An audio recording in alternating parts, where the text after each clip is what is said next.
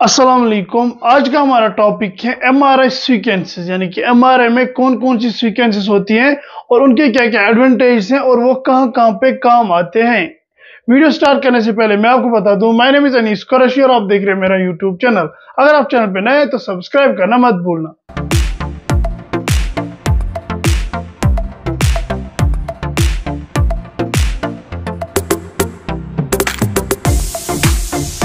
MRI sequences के बारे में ऑलरेडी मैंने डिटेल वीडियो बनाया है, लेकिन वो इमेज बेस्ड है, यानी कि कौन सी इमेज में कहाँ पे पैथोलॉजी है और उसको हम कैसे डायग्नोज करें उसके बारे में हमने ऑलरेडी डिटेल वीडियो बनाई है।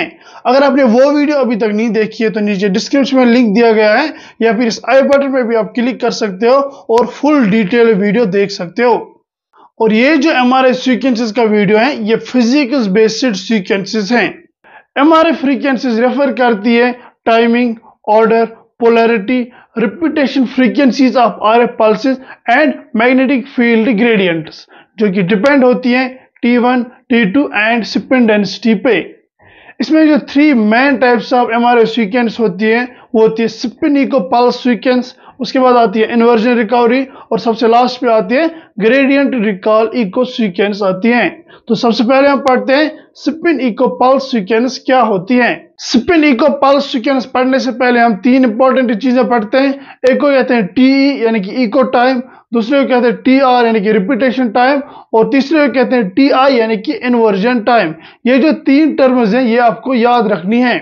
स्पिन इको पल्स सीक्वेंस, इसमें क्या किया जाता है, इसमें एम्प्लॉय किया जाता है 90 डिग्री आरएफ पल्स, उसके बाद फॉलो किया जाता है 180 डिग्री आरएफ पल्स, यानी कि सबसे पहले 90 डिग्री आरएफ पल्स को एम्प्लॉय किया जाता है followed by the 180 degree RF pulse with a time interval of TE/2। T का मतलब होता है इको टाइम बाय 2 यानी कि हाफ ऑफ इको टाइम। और जब ये टाइम टी हो जाता है यानी कि आफ्टर कंप्लीटिंग टी यानी कि इको टाइम जो कंप्लीट होता है उसके बाद सिग्नल को कलेक्ट किया जाता है, जो कि रेंज करता है 5 to 140 मिली सेकेंड्स का, यानी कि जो इको टाइम होता है वो कितना होता है 5 to 140 मिली सेकेंड्स। इसको कहते हैं one cycle and hundreds of such cycles को किया जाता है to obtain one MR image, यानी कि वन एमआर इमेज को बनाने के लिए हंड्रेड्स ऑफ सच साइकिल्स लगते हैं। इसमें जो 90 डिग्री आरएफ पल्स है उसको कहते हैं एक्साइटेशन पल्स और इसमें जो 180 डिग्री आरएफ पल्स है उसको कहते हैं रिफोकसिंग पल्स, यानी कि पहले एक्साइट हो जाता है आरएफ पल्स यानी कि 90 डिग्री आरएफ पल्स से एक्साइट हो जाता है, इसके बाद इसको रिफोकस किया जाता है by the 180 degree RF pulse. और इसमें जो रिपीटेशन टाइम होता है वो होता है 300 to 3000 मिली सेकेंड्स का। क्या होता है repetition time 300 to 3000 milliseconds का। इसको आप ऐसे समझ सकते हैं जो मैग्नेटिक फील्ड होता है वो इनहोमोजीनियस होता है, यानी कि होमोजीनियस यानी कि यूनिफॉर्म नहीं होता है, इसलिए इसमें 180 डिग्री आरएफ पल्स को लगाया जाता है ताकि इनहोमोजीनिटी जो है वो रिमूव की जाए और इसमें होमोजीनियस यानी कि यूनिफॉर्मिटी आ जाए। इसमें तीन इंपॉर्टेंट चीजें T1 weighted image, T2 weighted image and photon density. T1 weighted image में short TR and short TE होता है। शॉर्ट TR यानी कि 300 to 800 मिली सेकेंड्स का होता है और शॉर्ट TE यानी कि 15 मिली सेकेंड्स का होता है, यानी कि शॉर्ट होता है इको टाइम और शॉर्ट होता है रिपीटेशन टाइम।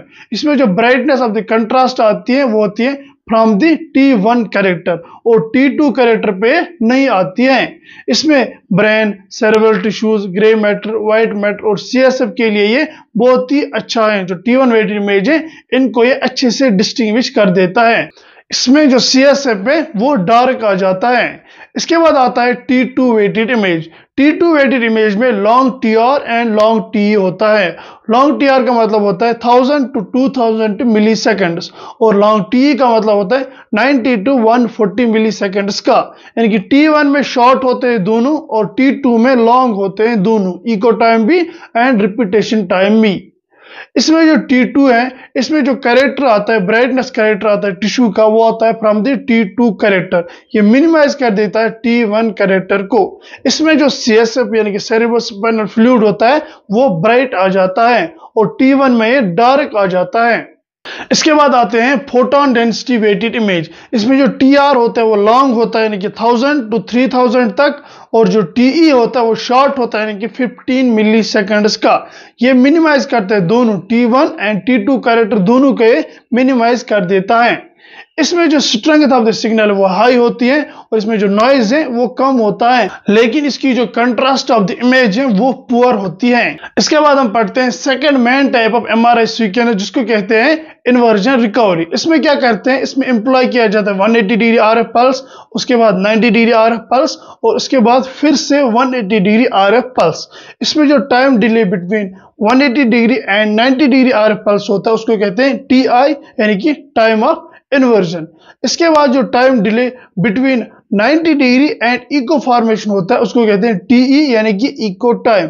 और उसके बाद जो time between 90 degree and 180 degree RF pulse होता है उसको कहते हैं TE/2, यानी कि हाफ ऑफ इको टाइम।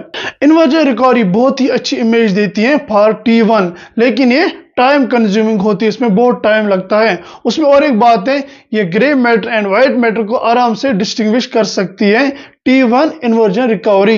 इसमें और एक इंपॉर्टेंट बात है, inversion recovery with short T1 ये बहुत ही अच्छी सीक्वेंस देती है, यानी कि स्टेयर, जिसमें हम फैट को सप्रेस करते हैं। और inversion recovery with long T1 ये भी बहुत अच्छी सीक्वेंस देती है, जिसको कहते हैं फ्लेयर, जिसमें हम फ्लूइड को सप्रेस कर देते हैं। यानी कि स्टेयर का मतलब होता है short tau inversion recovery, FLAIR का मतलब होता है फ्लूइड एटेन्युएशन इन्वर्जन रिकवरी। ये दो इंपॉर्टेंट सीक्वेंसेस देती है इन्वर्जन रिकवरी। इसके बाद हम पढ़ते हैं third main type of MRI sequence, जिसको कहते हैं ग्रेडियंट रिकॉल इको सीक्वेंस। ये वो सीक्वेंस है जिसमें मैग्नेटिक फील्ड ग्रेडियंट को यूज किया जाता है इंस्टेड ऑफ आरएफ पल्स। किस लिए? टू इंड्यूस इको को इंड्यूस करने के लिए। इसमें क्या किया जाता है, इसमें मैग्नेटिक फील्ड ग्रेडियंट को रिवर्स किया जाता है after the time delay TE/2, यानी हाफ ऑफ इको टाइम होने के बाद इसको रिवर्स किया जाता है। ये तभी पॉसिबल होता है जब शॉर्ट फिलिप एंगल होता है। और इसमें जो टिश्यू कंट्रास्ट है वो डिपेंड होता है TR, यानी कि रिपीटेशन टाइम, TE यानी कि echo time and flip angle पे। इसमें दो इंपॉर्टेंट सीक्वेंस आती हैं, एक को कहते हैं ग्रास यानी कि gradient recall acquisition in steady state, और दूसरे को कहते हैं फिसिप यानी कि fast echo with steady state. ये दो important sequences gradient recall echo sequence में आती हैं। तो यहां तक हमारा वीडियो कंप्लीट होता है। इसमें हमने सबसे पहले पढ़ा स्पिन इको पल्स सीक्वेंस, जिसमें T1 weighted image, T2 weighted image and photon density weighted image आती है।